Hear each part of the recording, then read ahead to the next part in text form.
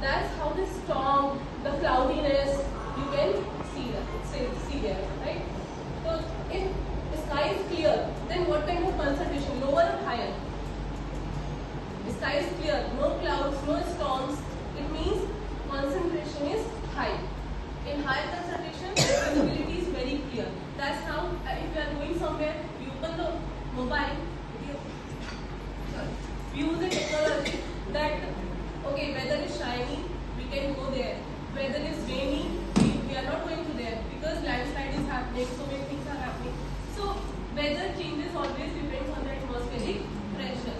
That's how you can measure the pressure, and that's how the meteorological department is a department which gives the information about the weather. So they give the information that don't go outside, this is not the cloud,